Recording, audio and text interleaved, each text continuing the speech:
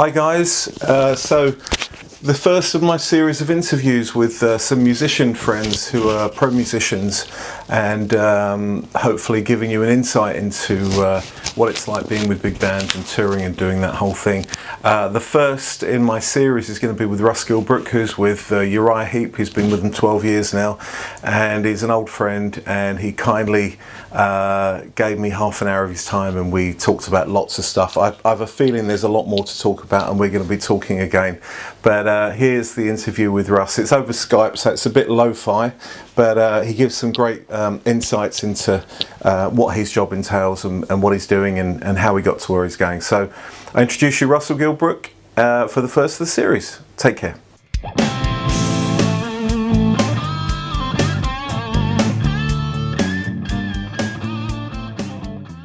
Russell Gilbrook, yeah, lovely to see you. Old friend of mine. Yeah. Done many gigs together, and then you went off into the stratosphere and became a global rock star. So thank you for your time, Russell. I really, really appreciate it. This is the very first interview that I'm doing with people that I know in the industry. But when I wanted to do this, you were like number one on my list, and I thought if I can get Russell, even just Russell, that I'll die happy. You know what I mean? That'll be the best thing. So look, I want to sort of talk a little bit about Uriah Heep, because you must be approaching 10 years with them now. 12 next month. Is it 12 years? Wow. So just April the 16th. Wow. Okay, that's incredible. So it's gone from strength to strength. Tell us a little bit about how you got into. I know a little bit of the background, but tell us a little bit about how you got into Uriah Heep.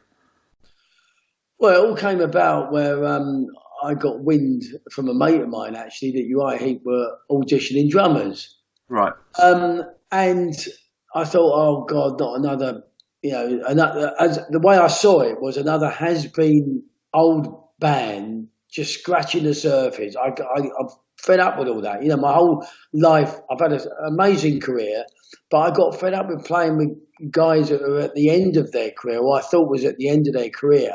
I wanted more out of the music business and out for myself. I wanted to keep moving forward.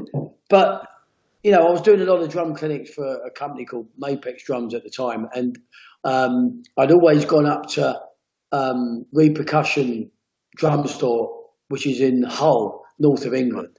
Right. And every time I'd done a drum clinic there, they kept inviting me back because I went down so well. 200 or 300 people there. I used to go down well. Well, in the same town as where Trevor Boulder, who sadly died now, the bass player from Uriah Heep, who was one of the Spiders from Mars, right, with David Bowie. Right. He lives around the corner, and he was friends with the guy that owned the shop. And he was always trying to get Trevor to come and see me play because he was so impressed with me. And, of course, Uriah Heep toured so much that he never was able to make it. But this particular time, he did. And he absolutely thought I was the most amazing drummer ever. Invited me round his house for lunch the next day, and we become mates. But it wasn't until about 7 or 8 years later, when poor Lee, the drummer, Lee Kerslake, his health got really bad, that the guys signed a recording contract at that time with Sanctuary Music before they went. They sold it to Universal. They signed a recording deal with an 18-month world tour with him. And Trevor rang me up and said, look, the management are doing auditions. I couldn't stop it, but you would be ideal. Would you mind going for it? So I told him to tell me a bit more details about it. He did.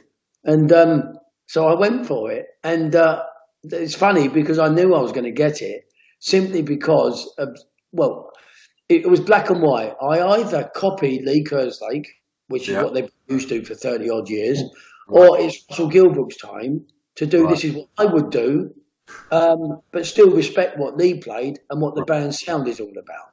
Right. So I thought, no, it's my time. I'm going to do my thing. So they had 5 songs to learn, and it was over a week. And I deliberately made sure I had the last audition on the Friday so that I could take my drum kit and everything. I planned the whole lot. And I got up Friday morning and not Friday night when I was due in at 4:30 because I wanted to relax. I wanted to test out the competition. And they're all there with the headphones on doing it. And I remember at the time thinking, you're not going to be able to. If you've got to run it over now, what are you going to do? And we had to learn 5 songs, as I said, and they'd had a nightmare of a day. Really bad drummers, some quite good drummers, mixed bag. I went in there, set up. Have you learned the 5 songs? I said, I can do it now. I can do a gig now. And they were like, I felt the whole room just go, what? This is Wow. amazing. So I did the 5 tracks because I had to. We had a jam, we had a laugh. I had a standing ovation by the crew that were there. And Wow. I got round the drums and I got offered the gig on the spot. And the rest is history. Wow, Russell. Wow. You know what? Preparation. Yeah, one thing I do remember about you, even when we were playing together, over 20 years ago, your preparation was second to none. You would go in and you would be practicing and taking your drums and going to do a 1-2 hour session to make sure you're up to scratch with, and these were covers gigs at the time, and then whatever other gigs we did and whatever else, your professionalism shone through. So it doesn't surprise me that it's kept you in good stead, and that's a great story, mate. That's a really See, I great to deal with it. You've got these opportunities don't come round very often. It's the music business. The yeah, music business is built upon being the nicest person, being able to play good enough, right? Being prepared, yeah, and you've got to keep your eyes and ears open for the opportunities because they don't come around often. And if you mess it up, when's the next one going to come? yeah, exactly. In a way, you've got to take the music business by the horns yourself. You've got to be responsible for creating things yourself to a degree. Yeah, yeah, absolutely, absolutely. We were talking just off camera about the last couple of years. Things just have. I don't know what it is. It's like the band's gone into hyper boost or something. In terms of now, what do you put that down to? What's changed within the band? It seems like there's a new energy or something coming through. What's happened is we've struggled with some managerial problems over a few years, Yeah, and like anything, it's any business, any great business runs on great management because it's their job to manage the business. And we're behind the scenes on that. We're artists that we make sure we play great music and we make the fans feel the most special people in the world. That's our job. Create great music, treat the fans well. Everything else really stems from management, and sometimes management can hinder the progression of any band. And we're very fortunate that I'm friends with I forgot his name. Forgot my management's name. But Simon Management, which I'll put are you on the Ace. spot. Hey, you put me on the spot. The spot there, Adam yeah. Parsons and Ace Trump, they're a management team, and I was watching them over the last few years, and they've been doing fantastic stuff with Europe. They were involved with Motorhead at one stage. They've got Saxon, they've got Black Star Riders, Thin Lizzy, which is association there, and they were doing great things with bands. So we got in contact, and of course they're going to love the classic Uriah Heep, and they managed to filter through all the bits and pieces that they felt was going wrong, and things are progressing forward. We've done the last couple of albums with a great producer, Mike Paxman, but we wanted to have this fresh approach. So we've got Jake Rustin, who's up and coming guy. He's done Winery Dogs. He's done, he's done quite a lot of metal stuff. Right. But what we wanted was his understanding of classic rock, which he has. He was gagging to do it. He's got a fantastic approach on drawing out the best ability of the band's material. We did pre-production, as we all know is the best way to do an album, pre-production, fine-tuning everything. And when it did the album in 19 days, and everyone's saying it's one of the best albums Heap's done for over 30 years. The fans love it, the reviewers and all the press love it, and because of this, our live show is always very good. And now we seem to be flavour of the year, so we're riding the wave, and we hope it doesn't stop. Yeah, fantastic, Russell. So listen, I want to take you back. I want to take you back to when you were a young boy, 4 years old, when you first started playing drums. What started you? What started you playing? What was the inspiration? Well, apparently, I was born with club feet, so I couldn't walk. I was the first person in the world to have a certain operation on my feet, and luckily for me, it worked. So I've got feet that I can use.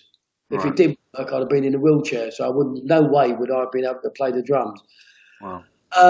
But when I was a kid of 2, I used to crawl and put my head on the Hoover because of the vibrations. And my dad played piano, and when he kept his, when you keep time with your foot going up and down, I used to go and put my hand on it and feel the motion of the tempo. Right. And then I used to get a plastic bowl and get 2 spoons, and I'd tap out the melody of songs on the radio. I wouldn't tap out the rhythm. I didn't understand, so I'd tap out the melodies of it. So my parents had, they thought that, oh, hang on, we've got a bit of a drummer here. So it developed to the age of 4, and I literally took me to lessons, started having lessons when I was 4, earning money when I was 6, doing West End shows in London when I was 12, touring and playing with, famous people from the age of 12 onwards. And it's been, I've had a career that's literally covered nearly every gig you can think of. Yeah, and so bad times. There've been, chunks of time when just being a great drummer isn't good enough to get you a gig. You've got to be proactive. And unfortunately, there is a percentage of luck that doesn't always go to the right people. Yeah. And you've got to believe in what... I always remember my teacher saying, don't let the bastards grind you down. Right, yeah. It's the business, because it will. Because you get promised one thing one day and it can be taken away the next day. And you can be a great player and a great player in your own bedroom because you can't get a gig to show it off. There are so many things that go with it. You've got to keep pushing and believing in what you've got to offer. And hopefully you knock on the door, and eventually the door opens. What can I say? It's what you've got to do. I think this comes back to what you were saying earlier about making the most of every opportunity as well. Because you're quite right. It's not good enough to be. We all know excellent musicians, don't we, that are still playing in pubs. Yeah. And that's their life, and there's nothing wrong with that. I mean, God, I've done some of my best gigs with you actually, in sweaty pubs and places, But that's interesting. So when did you start playing with Chris Barber? Oh blimey! Hang on a second. I don't know. I think it's around about 1990, 91. Oh, okay. Yeah. So I did 5 years with Barber and 5 years before that with Alan Price. Right. Okay. They both had the same agent. So when I left Alan Price, the agent recommended me to Chris Barber, and then I just from Alan Price to Chris Barber. Yeah. Right, I've got you. Which was a great experience, because to be able to play traditional jazz, New Orleans jazz, and play with some amazing, I played with one of Duke Ellington's sax player, Harold Ashby, for goodness sake, and Wendell Brutus, who's the second greatest trumpet player to Wynton Marsalis, who plays in Preservation Hall in New Orleans. I mean, playing with them, and I used to ask loads of questions because, England isn't known for its jazz. America is, and certainly New Orleans is, and Duke Ellington is. And I wanted to hear from them. Does my ride cymbal sound good? Does my pattern sound good? Am I 2 and 4 actually, is it in the right beat? Because all those things has helped me, because you're a continuation musician artist that needs to keep on refining your art all the time. That's how you progress forward. Yeah, so I want to learn from these great people. Yeah, absolutely. That's such a great attitude, Russell. It really is a great attitude. I think we can all learn from just about everybody that we play with.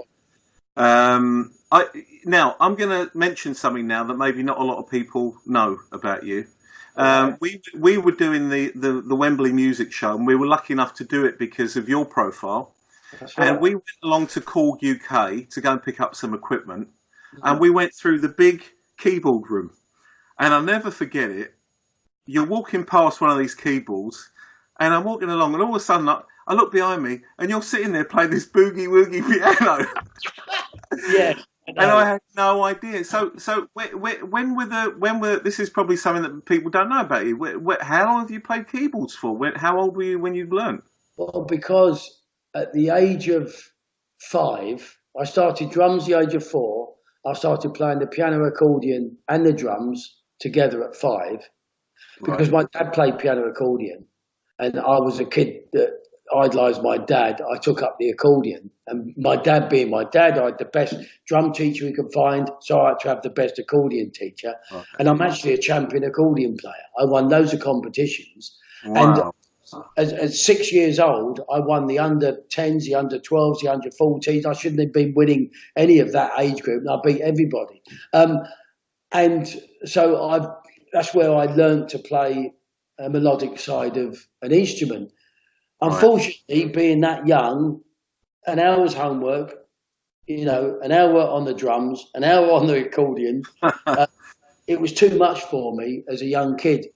Yeah. And probably one of the biggest regrets I've got is giving it up, because having a fantastic melodic foundation, as you know, serves you no end in so many other attributes in the music business.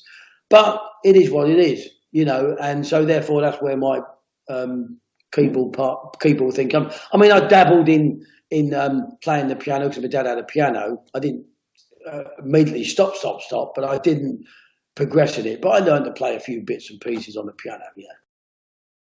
Yeah. So yeah.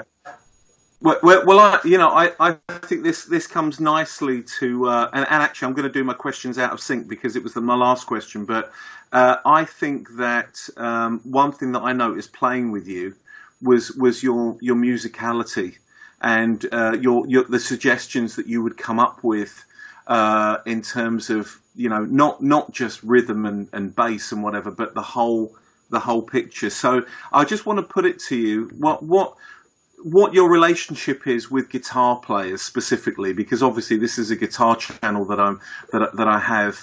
What's your and again, my experience of playing with you was I used to like to be on stage left, because you and I would be looking at each other and we'd do lots of rhythmic things together, especially the funk stuff and whatever else. I mean, I'm not a tremendously quick player, but my rhythm playing and you sort of locked in together. So what do you try and find as common ground with a guitar player? Well, I tend to actually go by the band.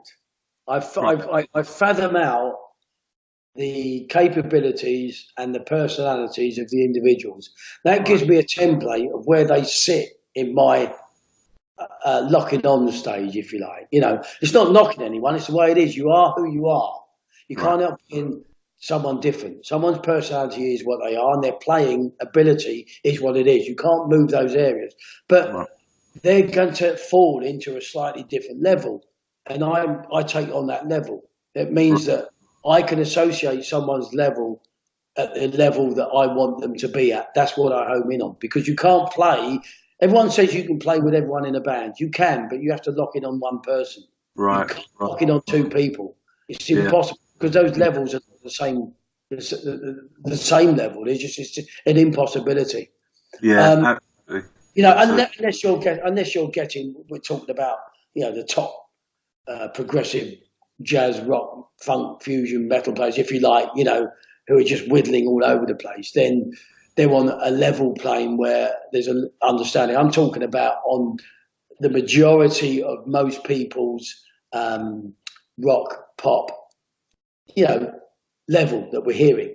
Yeah. What I try to do is, because the rhythm can do so much. We all know the bass can, but a rhythm of a guitar is different. First of all, it's got feel, it's got groove, it's got swing, it's got a lot of melody there. And I home in on both of that. The melody's telling me one thing, but the rhythm's telling me one thing. Right. And that determines where I go with stuff. That determines how loud I play, how soft I play, what kind of rhythms I'm going to play. And the melodic side will either excite me or not excite me. You know what I mean? It keeps me intensifying or not. And so for some reason, I tend to home in a lot more on a guitar than I do a bass. I feel as though the bass, when they're a great bass player, I don't need to think about them. Right. Yeah, good point. Yeah, I think I see where you're coming from. If I've got a bass like with Trevor and with Davey now in Heep, it's like me putting on a fantastically handmade glove. So I put it on and I forget about it. Because they're in tune with me. They know what I'm going to do. And we're going to be now a rock steady rhythm section. But with the guitar, because it has so many variants in it, you're playing rhythm, but you can play hook lines. You've got lead lines. right? You've got your distortion pedal, you've got feedback, you've got so many more characteristics that go into it. That feeds me more ideas. So I tend to get more out of a guitar Yeah, yeah. artist than I will anybody else instrumentation. It's just something that works great. Well, I remember two things from playing with you. I remember the first one was you used to get upset with me when I brought my 2x12 cabinet and not my 4x12 cabinet. So I've always learned that more I like is more. energy power. I do. Yeah. Yeah, absolutely. And also, what you would do is you would pick up on something that I was doing. It might be a refrain or a phrase or something, and you would accent it maybe with the hi-hats or something. And it was such a tremendous buzz because suddenly I'm playing something, you're locking in, you're quite right. Whoever our bass player was, I mean, Tony was just tremendously solid, and it all fit together beautifully. So, Yeah, but talking about that, you enhance something when you're hearing something that the guitar does and it does feed something in. It's nothing better than something coming in tune with something else. It has to enhance it. Well, that's what music is. It's creative in expression. You can't enhance anything if nothing's going on. It becomes like a jigsaw puzzle. I don't want to see a jigsaw puzzle with the joins. I want to see the finished picture with no joins. That's the beauty of it. yeah, absolutely. The joins is nothing. The joins, you look at the picture and you move away. But when there's no joins there, you'll study the picture. That's what happens to me with a guitar. Yeah, well said, well said.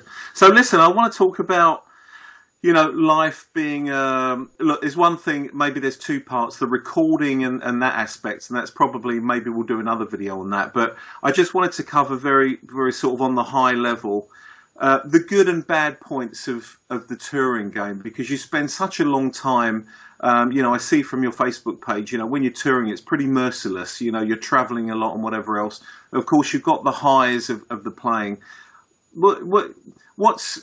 What are the good and the bad bits? Just fill us in for a typical sort of week in your life. You basically said it. I mean, there's not much fun in even the hour and a half drive to the airport. Doing nothing. That isn't much fun. They're hanging around for the flight. It might be delayed an hour. Isn't much fun. The flight, 8 hours, 11 hours, 22 hours, wherever it might be, isn't much fun. Then you're told it's an hour to the airport. Turns out to be 3 hours to the airport. To the hotel when you get the other side. Isn't much fun. Then you'll be told at 9 o'clock in the morning to go for a record signing. Isn't much fun. Then you've got to the way back and stuff some lunch down, yeah. Then you got a sound check at 4. Then you got some meet and greets in between. You do your show. Then you do your show. Then you got to meet those meet and greets that are paid for it for after the show. So there's a lot of extra work that you do, not just the work you do on stage. However, it's because that massive chunk of problematic things, and you have to take on board. It's the job. That's my job description. You can't start moaning about it. Then don't do it. No. So there are those things. So you adjust to it, and it's just part of my job. That's what I do. Now, is it fun? No, it isn't fun. But it's part of my job, so I've adjusted to it. But if the shows and the response weren't as good as they were, it wipes it all out. Right. It wipes it all up because you're up there. It's ecstasy. You're up there playing the most amazing music. These people, their heart and soul in it, they're crying, they're singing along, they're shaking hands with you afterwards, and their hands are shaking because they're absolutely ecstatic to meet you. For goodness sake, that completely wipes you forgot about everything else. Yeah, exactly. Well, that's all the things that you mentioned there. Nobody sees that. Nobody sees that wait at the airport. That there's a lot of stuff. Who takes your gear? I mean, you obviously got roadies and stuff. I mean, you got a specific kit that you tour with. Do you take that home? What happens to that? We've got a lock up in Manchester. Up Manchester, there's a great big backline company called STS. And they have all big lockups, and obviously they hire all the backline stuff for all the bands all over the world that come in and stuff like that. They've got lockups there, and a good chunk of our crew come from Manchester. So we've got a lockup there with all our stuff. So I've got one touring kit from British Drum Company, and that gets picked. That's it. All our touring stuff gets put into a truck. We've got the tour buses. Out we go to the whole of Europe with all of that. So 90% of the time we use all our own gear. In fact, we're going to America for 2 months. We've got 42 shows in 62 days. A special guest to Judas Priest in America. The whole of May. The whole of When are we going? Whole of May and June, right? And we're taking all our gear out there, and we're playing on all our own gear. So it's fantastic. Oh, beautiful. Well, that was going to be my next question, actually, to sort of wrap up with what's next for Uriah Heep. So you've got this tour coming up. Is that a continuation of the Living the Dream tour, or is that a fresh? Yeah, no, that's a continuation, because Living the Dream got basically September is when it was released. This is the first time we're going to America, so it's going to be new for them. It's given it enough months to circulate out there, and this is still living it. We live in the dream right the way through the end of this year, but next year is the official 50 years of Uriah Heep. So we've got lots of special things happening next year to celebrate 50 years of Heep. I can't reveal any of them now because there's a lot of suggestions, and obviously we can't do them all, but there's a lot of suggestions. We're just working out the budgets and what's feasible, but there'll certainly be a lot of special things because it's 50 years. We've got to celebrate 50 years, haven't you? Yeah, absolutely, fantastic. Well, I look forward to that. And then another album. When might we expect another album? Well, not sure, but it's definitely spoken about. Obviously, I think it's down to timing. Like with all these album things, it's more. Sometimes it's down to the contracts that you sign with the record company because they give you timescales and stuff.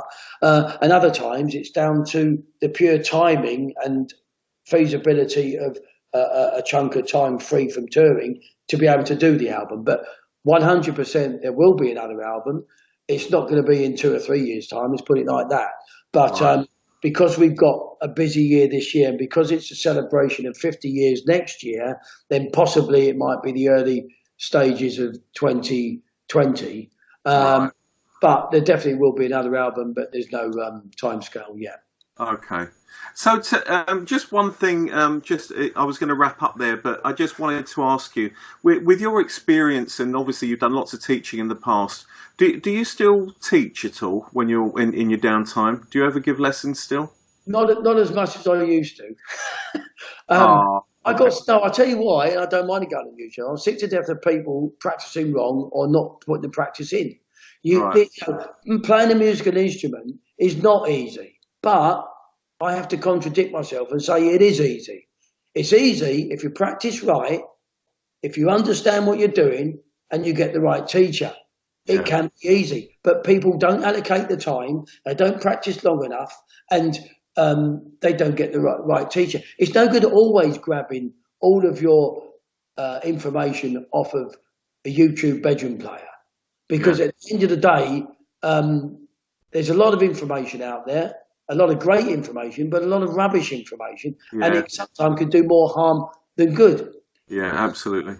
And I love teaching, but people don't want to put the effort in anymore. And like any physical thing, you need the right technique, you need to invest a bit of time, and you'll get the results if you do that. Yeah. Bit of elbow grease, and it all comes out. Hard working. Yeah. Yeah, exactly. I used to say to all my students, I'll get the gold dust out of my pocket and sprinkle it all. It doesn't work like that. I was 6 years old, and when I was about 7 or 8 years old, I went up to 2 hours practice a day. And when I was 10, I tried to do on a weekend 4-hour practice a day because I loved it. Okay, well, if you want to be good at anything, you've got to love it, surely. Yeah. But you invest the time, you get the results. But there's a difference in playing and practice. I must just say this. People play a lot. That isn't practice. Playing is a result of your practice. You have to practice with a purpose. You've got to practice with a goal. You have to practice with, I'm going in to do this and I'm coming out improving it by this. And then that way you move forward. It's not just going there and playing. That's not doing anything. Yeah, absolutely. So when can we expect something, and I know you're a busy guy, but when can we expect sort of a series of maybe masterclasses from you or something like this? Because you've got so much to give, Russell. I really would like you to benefit from that side, giving you. Yes. I am. Oh, I've lost you. Just No, yeah, you're frozen. That's Yeah, it. that's it. Uh, Yeah, we were just picking up. I asked you about when are we going to do a masterclass, and you said as it happens. So as this it is happens, I'm yeah, working on it now. I'm just waiting for another British drum company drum kit to arrive. They've been a bit put back through a big distribution contract they signed. Once I get that kit in, because obviously when I'm filming, I've got to film with an endorsement right. equipment. Of course I have. Now, once that comes in, which will probably be after I get back from America, I will be doing some filming. I've got my own channel that's coming out on my website, YouTube channel, the whole bit. So there's going to be lots of small, I call them small snippets of very loud, very funny Yes. Russell Gilbrook stuff, but you end up going away with the correct content. Now, my Yes. content, which makes it different, is my content is based about what I do to 61 countries, to thousands of people all over the world. This is the real deal, not 25 pedals doing left foot claves that means a load of old rubbish that no one plays anywhere. This is where everybody can have a go and everyone can play what I play. But I'm giving them an insight to hopefully get them excited about playing the drums, put a smile on their face, and hopefully make them realise that they've got something to offer. Fantastic, Russell. I look forward to that, my friend. Long overdue, I think. Yeah. Tell us, where can people find out more information about you specifically and Uriah Heep? I'm putting you on the spot because you've got to try and remember websites and stuff. But where can people? Yeah. Yeah, Again. yeah, yeah. We've frozen. Hold on, it'll clear itself in a second. You're frozen again. That's it. Well, basically, There we I've got go. We're obviously back. So, Russell Gilbert on Facebook. Then you've got yeah, Russell Gilbrook Drummer on Facebook. yeah. Chris, what's the website? Russell, oh, very technical this, Yeah. russellgilbrook.com. Right. Website, it's not actually officially open yet, but it's going to be open within probably the next month. Okay. Um, and obviously uriahheep.com, you can get me Yeah. through that as well. And they're all going to be interlinked and everything. Obviously, I'm on Instagram. Right. And as I said, once it all gets up, it will filter through on all those things because obviously I'm going to interlink them all. Yeah. And yeah, what can I say? There's going to be lots of interesting things on tour that I'm going to put on there that people won't see. Things that I do outside of tour because people are interested in what I do in life anyway. Lots of drum tips, lots of T-shirts, bits and pieces. So I'm going to make it interesting because otherwise it's not worth doing. It's going to be all interesting stuff involving tips of drumming tips when I'm on tour, normal tips outside of tour. Even me might be playing golf or whatever. And stuff when I'm Yeah. doing music, stuff when I'm not doing music, because people are interested in what I do anyway. Plus Yeah. T-shirts, other stuff to buy, and this, that, and the other. I've got to make it interesting, otherwise it's not worth doing. I think you're a very interesting person, Russell. You've always been a very interesting guy to hang out with, and I really want to thank you for your time today. I'm gonna find all the links that I can about you, and I'll put it in the YouTube video underneath, so hopefully people can find where to find you. But thank you so much, Russell. I know Sure. you're extremely busy, and we set this up fairly quickly, so I want to thank you so much, and good luck to you and Uriah Heep, and I hope to keep in touch with you and find out more about what's happening for the 50-year anniversary. I think that's very exciting, and all your endeavours with your websites and everything. I think it's going to be really fascinating. Definitely. And don't forget to get back if you want to do one on about recording. We'll do something, speak about that at another one. Oh yeah, for sure, It's good to absolutely. give people recording tips because everyone's doing it now. So the more information they get, the better. Well, I think whatever you can pass on, I think would be amazing because, like I said, you've got the A to Z of knowledge, and I think people would really lap up what you've got to share with them. And it's only a But minute. listen, my friend, you take. Say it again. It's only Sorry, for mate, I missed that. it's only for a minimal fee.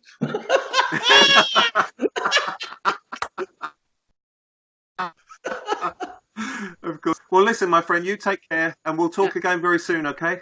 Brilliant. All Thanks, right. Andy. Take care, mate. Cheers. Take care. Russell. Bye. See Bye. ya.